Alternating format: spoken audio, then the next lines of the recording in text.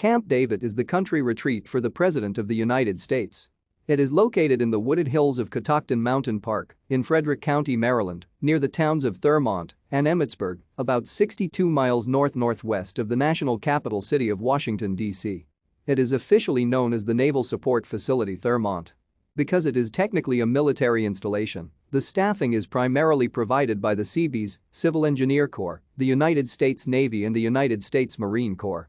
Naval construction battalions are tasked with base construction and send detachments as needed.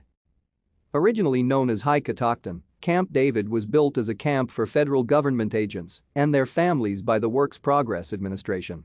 Construction started in 1935 and was completed in 1938.